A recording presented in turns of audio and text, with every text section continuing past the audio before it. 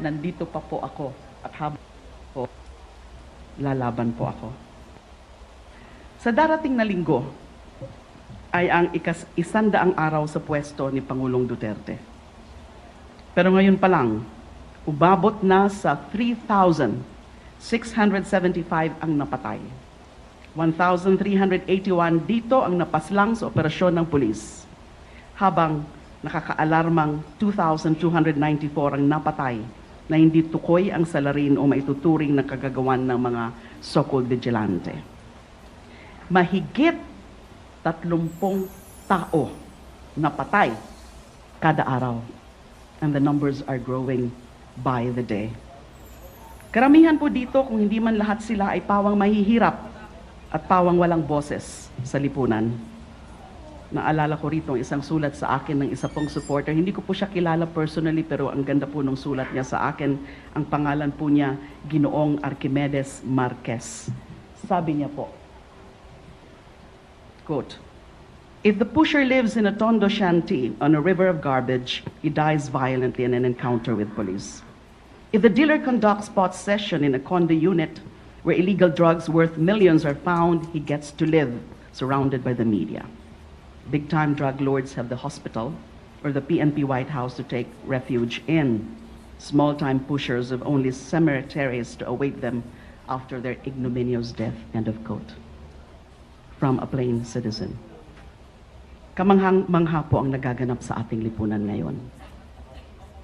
Buhay at babae, ang tema po natin ngayon, angkop na angkop sa mga nangyayari ngayon. And allow me please to dwell largely on the issue of women, issue ng babae, women's rights, women's dignity. As many of you now know, over the last 8 years, I have been to scores of events like this. Human rights consciousness events that further the advocacy for women's rights through awareness of women's issues. I have delivered dozens of speeches before hundreds, if not thousands, of audience members about the same or similar issues over the course of that same time period. While each event is unique in its own way, which made it easier to tailor for the message appropriately and accordingly, the overall theme was mostly the same. The celebration of progress and achievements of the women's rights movements, the acknowledgement of challenges that remain, thoughts on how to address and overcome those remaining challenges, acknowledging the growing awareness and participation of men in addressing women's issues, yet calling for much more in the future, and basically speaking from my own experiences as a public servant, a lawyer, a daughter, a mother, a sister, and in general, as a woman. But this year, this event we're holding at this very moment, coming off of my experiences this last few months, iba po ito. Ibang-iba ito.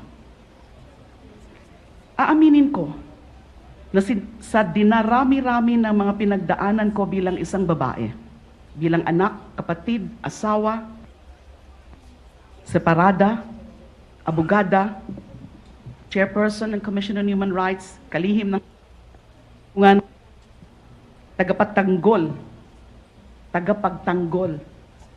ng mga nabiktima ng karahasan at ng sa karapatan. I'll just hold this perhaps. It's distracting me. Lalo na ang kanilang karapatang pantao. Akala ko ay maalam at veterano na po ako pagdating sa buhay, lalo na sa tema ng buhay babae. Life has a funny way of teaching you lessons in the least expected and yes, quite full and traumatic ways. Just when you think that at a particular age, although I'm not that old yet, and with all these life and professional experiences, there are no longer any big life lessons to be learned. Life happens. Things happen. and prove you wrong. Pinaramdam sa akin ng kapalaran na may isang aspeto ng pagkababae na hindi ko pa pala lubos na nararanasan. Ang maging biktima. A victim. Not in the general sense of being a woman who has encountered the sort of sexism that pervades the daily life that women unfortunately have come to expect as part of their daily routine, but as a victim of targeted, unrelenting, vicious, malicious, and intentionally destructive attacks, virtually from all directions, both from known and unknown assailants. Admit, as a beloved daughter who has had an upbringing that was more comfortable than most have had the fortune to experience, and as a student, and later, as a professional whose aptitude and capacity for academics and for the acquisition of skills has made life quite fulfilling, despite being very challenging and demanding, I realized that I lived a relatively sheltered life. I've been living in a bubble without even realizing it. A self-aware bubble to some extent, to be sure, because I knew at some level that there are real problems still pervading our society and real victims surviving through them. But it is nonetheless a bubble that not even close exposure to victims as an advocate can truly break. There are things that you think you can learn vicariously, but at some point you will realize, as I have, that nothing adequately prepares you for the shock, the pain, the trauma, the bouts of helplessness, the moments of doubt, and through it all, the vague feeling of unreality, of being trapped in a surrealistic nightmare.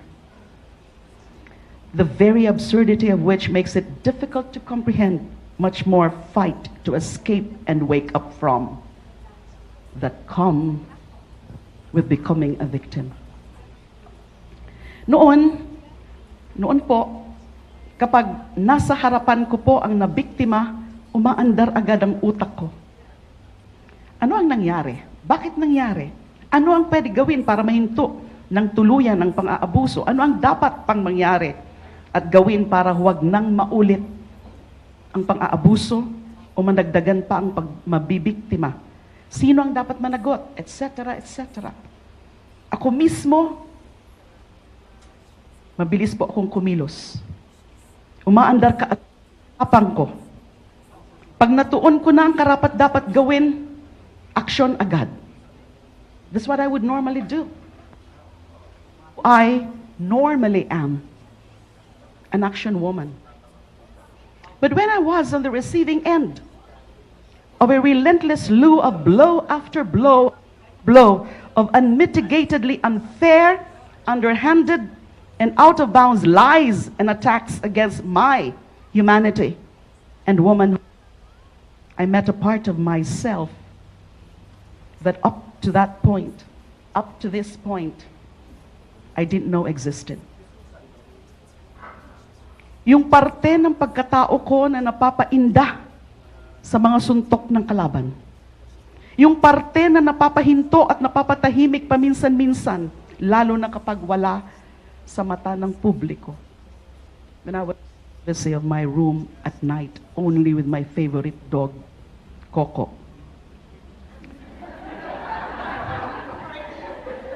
Yung parte ng ko na parang walang makaalpas sa pinaka masasakit na dagok ay kinailangang maging manhid at tuod pansamantala. Opo, maging manhid pansamantala. It's definitely a darker side of me. The woman who has had sleepless nights, the woman who sat and contemplated what had she done to deserve such treatment. Days, the woman who began to believe that maybe, just maybe, this is punishment for daring not just to be human, but to be a woman. The woman who was driven to such frustration that she was forced against her act and speak in public without the filter of the professional, quote unquote. Just like what you saw the other night when I was ganged up in that hearing by men. But she is definitely, this part of me is definitely a part of me. And I am privileged, I must tell you, to have met her. For she is also the survivor in me. The one who, after those dark moments, somehow found another reserve of strength to tap from in order to fight and counter the submission hold she found herself momentarily trapped in. Kumbaga sa martial arts, she is the ultimate fighting champion in me because more than just a pony. For she is also the side of me who found the capacity against all odds to find forgiveness for those who were forced to tell lies against her and betray her. Hindi ko na naman po alam kung sino-sino na naman ng mga ipapaharap bukas dyan sa house inquiry na yan na maglalantaran na magsisinungaling. For she understood, that part of me understood what it felt like to be helpless, to be held against her will, to be victimized. For she is the side of me that accepted that she is, after all, a woman, and that is nothing to ask anyone's forgiveness for. She can be vulnerable, at times frail, at times longing for love, human contact, and human expression. Yet, and precisely by accepting those side of her, she, at all times and no matter what, will never be any less of a person, no less of worth to any man or any other woman. She is the side of me that realizes that there is no need to be ashamed or be silent about the parts of her that make her a woman. But also, and perhaps more importantly, the one who realizes that there is no need to break that silence just to satisfy others' voyeuristic desires. Meron pong post sa social media, recently posted, that really bothered me. Ito po yun. Sabi niya, siyempre pitinakpan na lang po namin ang pangalan niya, baka maging object of ano rin po siya. Bobo talaga ang mga dilaw. Pare-parehas sila mag-isip. Just because Duterte admitted in public he killed 1,700 does not mean he meant it. Ako ba, pag sinabi ko na nang-rape ako na 1,700 women to boost my masculinity in public means I actually raped 1,700 women? Bobo lang. So marami po talaga pala tayong bobo dito. Amazing. Knee-jerk reaction is to be upset about the suggestion that the violation of one woman, let alone the hypothetical 1,700 women, that's hypothetical for the rape, but I don't think that's hypothetical for the killings, is a means to boost a person's masculinity. Even more upset to think that there are actually living, breathing organisms occupying space both in the physical world and in the cyberspace who actually think that this is acceptable reasoning. To say nothing of those who press the like button. Sana walang mga nagla-like sa inyo sa mga ganyan na mga kagaguhan. Knee-jerk reaction is to scream at the top of my lungs that women are not instruments of any other person's sense of completion. We are not objects. We are not means to achieving other people's satisfaction. Hindi tayo ari na gagamitin para himasin ang pagkalalaki ng mga taong kulang sa pag-iisip, kulang sa pagkalalaki, at kulang sa pagiging tao.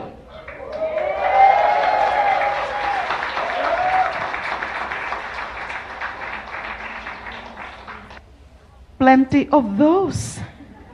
I just never realized that aside from one flaming misogynist sitting in the highest echelon of power, who thinks rape jokes are actually funny, let alone worthy of a president, I would also be working so closely with some of them. I have had to sit there and roll my eyes to the ceiling as unparliamentary innuendos about the Visayan term libog and the surname of a lawyer for a witness being malaki were made in the middle of a serious matter in order to satisfy their phallic obsession, or perhaps more accurately, insecurities. But I realized that that's how they get to us. We are lulled more. We are lulled by humor. Women's issues are trivialized by jokes. Pwede ba natin makinig kayo? Sound, please. Audio.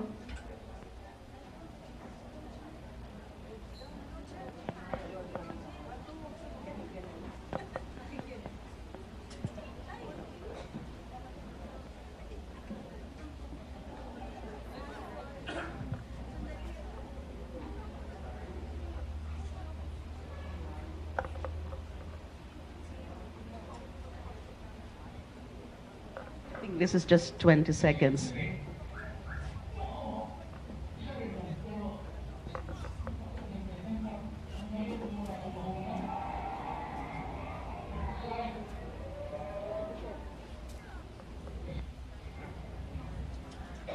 Any older woman would have lost her throat. Why do you not get up? That's our president.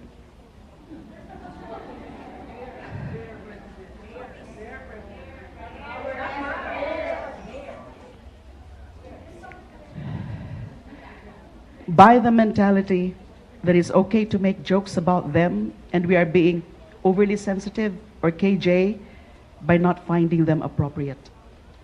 Kaya siguro ang ilan sa atin, without realizing it, laugh along or at least huff out an amused breath or perhaps smile a little to indicate we have a sense of humor. This is not about having a sense of humor, but about having sensitivity towards real issues affecting women. By going along, by laughing along, by keeping silent or allowing ourselves to be bullied into silence, we are unconsciously being groomed to laugh at abuse, and in so laughing, becoming abusers ourselves. Pilit nila tayong ipinipinta sa kulay nila. Pilit tayong ipinabababa sa level nila. But we don't let it happen. In standing up against comments like this delivered at inappropriate settings and fora, I commend some of our journalists, both men and women, for calling out the blatant hypocrisy and misogyny that underpin these comments. May iba naman na mas matinik. Walang mailabas na credible evidence against me, so they consciously use the old sex, drugs, and violence approach. Sex, drugs, and violence approach to shield their hypocrisy and incompetence. Meron pa nga dyan, tagapagtanggol kuno ng mga kababaihan, lalo na ng mga tinaguriang comfort women. Pero yun, nagsusulong na ipa-forensic analysis kuno yung fake video na pilit nilang idinuduldol sa harap ng taong bayan. To what end? Malupit kong isipin na ang pagtatanggol pala sa mga high-profile cases involving women's issues ay balat kayo lamang pala para mahalal sa posisyon. Once again, women are used for a man's ambitions. But the issue is deeper. The really disturbing part is that there are people in power who are truly, honestly, and perhaps even unapologetically out of touch. It has been reported that one lawmaker, a lawmaker, after once again satisfying his obsession with the sex video, this time by actually watching it and commenting, the partner was good, was asked by a fellow young reporter whether showing the sex video would be a form of slut shaming and phallic domination. That was the question of that female reporter. The reaction in the room reportedly was silence, followed by this lawmaker asking, meron bang ganun? Referring to the slut shaming. Yes, Representative Danilo Suarez, to answer your question, there is such a thing. And to help you and your even further towards the path of enlightenment, Section 9, Paragraph C of the Magna Carta of Women, which I'm sure you have heard of, you being a lawmaker and all, states that, quote, all government personnel involved in the protection and defense of women against gender-based violence shall undergo a mandatory training on human rights and gender sensitivity pursuant to this act, end of quote. And since you, as a lawmaker, presumably swore to protect the rights of women, may I kindly suggest that you and your wise colleagues all undergo such training. Just a thought.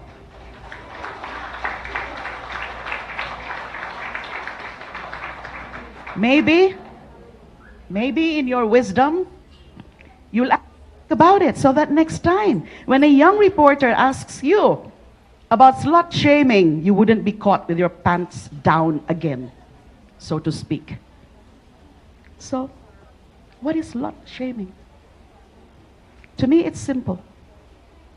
It's making us women ashamed of an essential part of our being, our sexuality. Not because only women have or experience it. If all the phallic jokes and fascination with the sexual act and footage thereof is any indication, but because, well, apparently, because we are women and apparently we have no right to own and enjoy our sexuality. Men can boast about all the women they've bedded and conquered. But it's a mortal sin if a woman even dares to embrace her sexuality. A single woman having a physical relationship with a man, she's a slut. Crucify her. No, wait. That's a man's punishment. Stone her to death. But he's good. He's a stud. Is there a vacant government post that we can elevate by his election or appointment? Because obviously there's a born leader right there.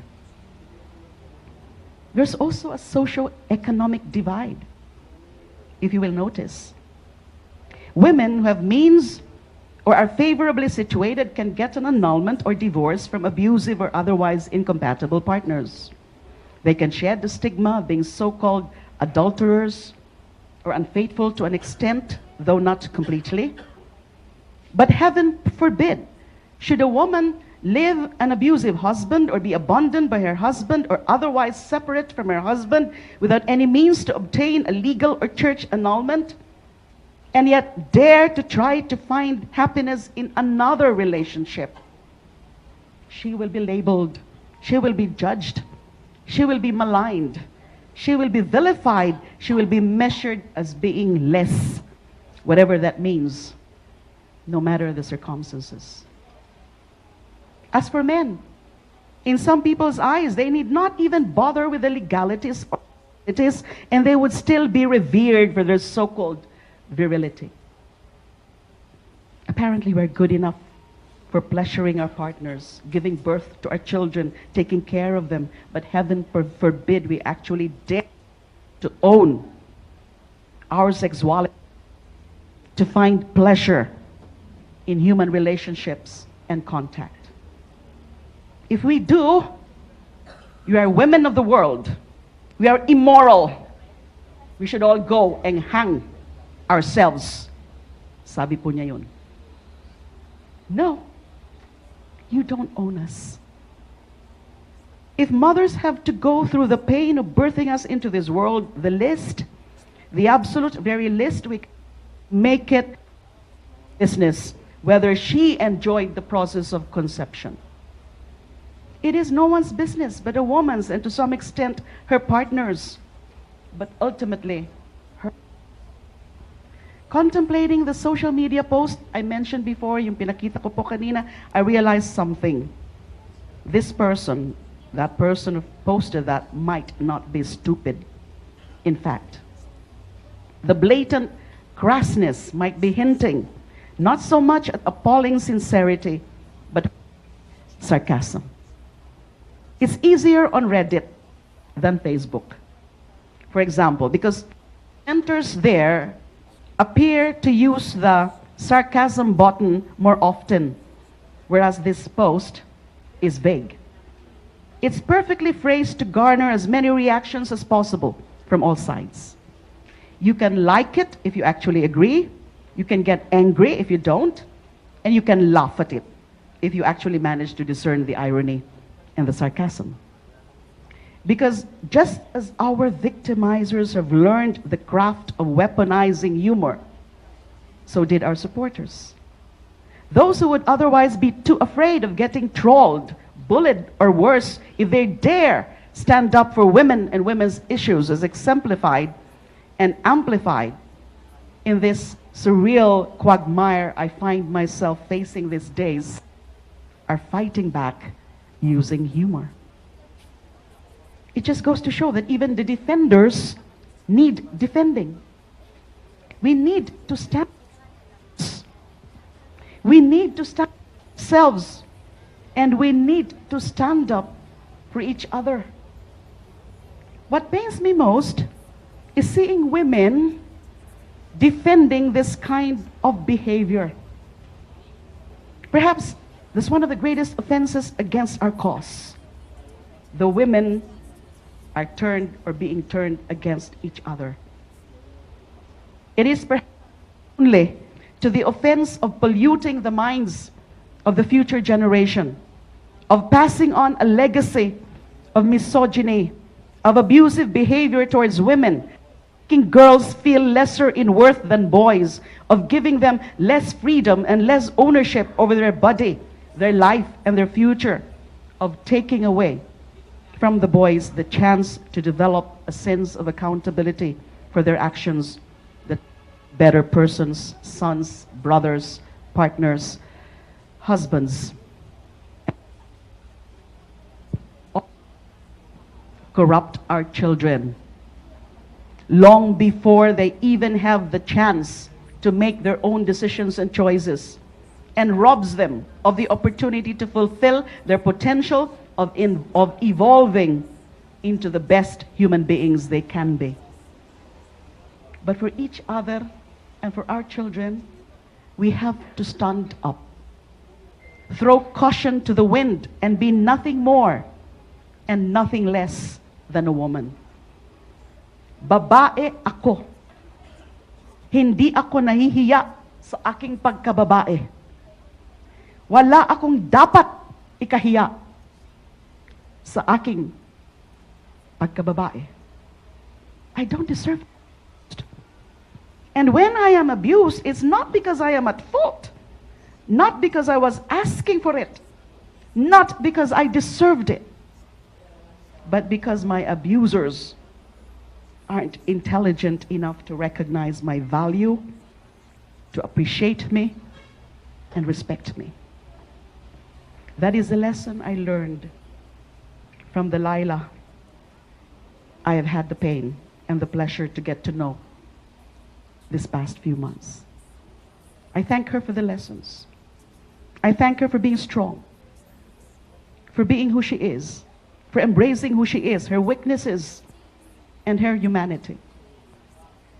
All of this have made me stronger, and whether I wanted or not, allowed me a greater affinity with my fellow victims. No, not victims. Fellow survivors who, of our trials, not be the exact same persons we were before, but will nonetheless listen all our experiences and triumphs over our trials. No, diamonds are not a girl's best friend. Concocted by society to dominate a woman by making her feel like she's only as valuable as a material possession. No. If there is any way that a diamond can compare to a woman, it is in its strength. A woman is resilient, a woman is unbreakable. But unlike a woman, a diamond can't bend. It isn't malleable. A woman, even when she's weak, she's strong. Even when she bends, she remains whole. In the face of different challenges, she can adapt and find ways to survive and triumph. That's the foe that my detractors and my so-called face. Let them tremble. And maraming salamat po.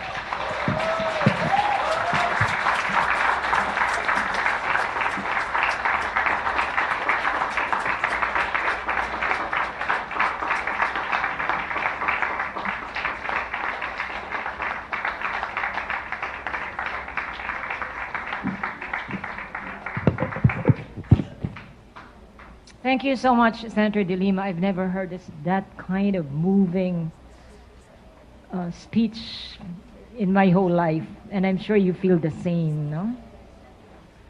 And we now have a panel on women reflecting on life and dignity.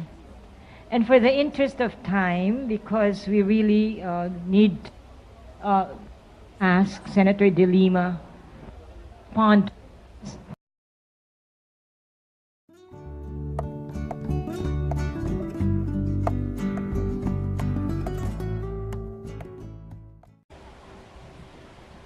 Quote, if the pusher lives in a tondo shanty on a river of garbage, he dies violently in an encounter with police.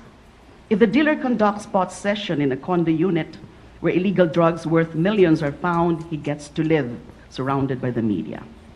Big-time drug lords have the hospital or the PNP White House to take refuge in. Small-time pushers have only cemeteries to await them after their ignominious death, end of quote. From a plain citizen. Kamanghang-mangha po ang nagaganap sa ating lipunan ngayon. Buhay at babae, ang tema po natin ngayon, angkop na angkop sa mga nangyayari ngayon. And allow me please to dwell largely on the issue of women, issue ng babae, women's rights, women's dignity. As many of you now know, over the last 8 years, I have been to scores of events like this. Nandito pa po ako at habang po, lalaban po ako. Sa darating na linggo ay ang isandaang araw sa pwesto ni Pangulong Duterte. Pero ngayon pa lang, umabot na sa 3,675 ang napatay. 1,381 dito ang napaslang sa operasyon ng pulis, habang nakakaalarmang 2,294 ang napatay na hindi tukoy ang salarin o maituturing na kagagawan ng mga so-called vigilante. Mahigit 30 tao napatay kada araw, and the numbers are growing by the day. Karamihan po dito, kung hindi man lahat sila, ay pawang mahihirap at pawang walang boses sa lipunan. Naalala ko rito ang isang sulat sa akin ng isa pong supporter. Hindi ko po siya kilala personally, pero ang ganda po ng sulat niya sa akin. Ang pangalan po niya, Ginoong Archimedes Marquez. Sabi niya po, lalo na sa tema ng buhay babae. Life has a funny way of teaching you lessons in the least expected and yes, quite full and traumatic ways. Just when you think that at a particular age, although I'm not that old yet, and with all these life and professional experiences, There are no longer any big life lessons to be learned. Life happens, things happen, and prove you wrong. Pinaramdam sa akin ng kapalaran na may isang aspeto ng pagkababae na hindi ko pa pala lubos na nararanasan. Ang maging biktima. A victim. Not in the general sense of being a woman who has encountered the sort of sexism that pervades the daily life that women unfortunately have come to expect as part of their daily routine. Human rights consciousness events that further the advocacy for women's rights through awareness of women's issues. I have delivered dozens of speeches before hundreds, if not thousands, of audience members about the same or similar issues over the course of that same time period. While each event is unique in its own way, which made it easier to tailor for the message appropriately and accordingly, the overall theme was mostly the same. The celebration of progress and achievements of the women's rights movements, the acknowledgement of challenges that remain, thoughts on how to address and overcome those remaining challenges, acknowledging the growing awareness and participation of men in addressing women's issues, yet calling for much more in the future, and basically speaking from my own experiences as a public servant, a lawyer, a daughter, a mother, a sister, and in general, as a woman. But this year, this event we're holding at this very moment, coming off of my experiences this last few months, iba po ito. Ibang-iba ito. Aaminin ko na sa dinarami-rami ng mga pinagdaanan ko bilang isang babae, bilang anak, kapatid, asawa, separada, abogada, chairperson ng Commission on Human Rights, kalihim ng tagapagtanggol